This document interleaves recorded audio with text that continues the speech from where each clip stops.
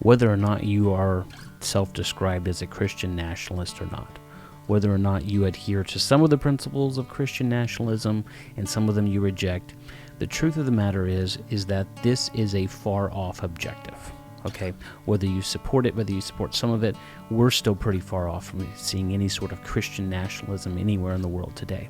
Why? Because the world is falling away from Christianity. It is not embracing it. We are not heading towards that goal. We're heading farther away from it. So we need to remember that in our debating and our going back and forth, it's healthy to have debates. Christians should have debates. I would say that if you are following Twitter and you are a Christian, you may be discouraged to see all the bickering and how we're dealing with each other, how we're debating each other, not out of kindness, but out of anger towards one another, and being fully convinced that we are right on every single point, and that even though I agree with you 99% of the time on most of the basic tenets of the faith, I'm going to choose to disengage with you. I'm going to choose to disregard you. I'm going to choose to push you aside for that one item that we disagree on. And meanwhile, we see further and further decay in our society. We're not seeing unity. We're not seeing a movement towards Christian nationalism that would cause us to be forced to answer right and now immediately what your thoughts are on it.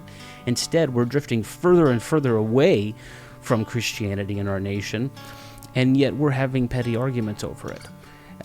Let's have those arguments. Let's be debateful, if you would, but let's also remember that the Great Commission is, which I know is what we're arguing about when we talk about Christian nationalism, is the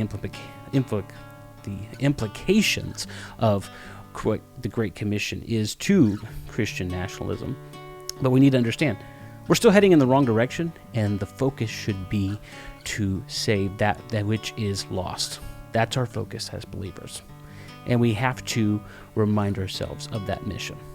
So my goal isn't to say that we just stop debating, but my goal is to say that there are many areas of agreement too, and whenever we feel like bickering, whenever we feel anger towards one another, we should stop and realize that we have a lot in common, and also realize that we have a common enemy, and he is at work. The enemy is at work in our nation today, and there are many battles to fight, and many of those battles we will see Reformed people, Christian people, even outside of the Reformed circle, joining together to fight those battles.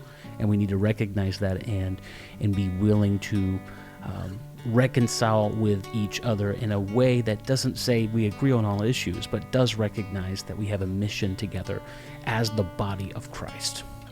And so realize there's a game going on, and we can't just be bickering over on the sidelines so much that we don't see that we're supposed to be in the game right now.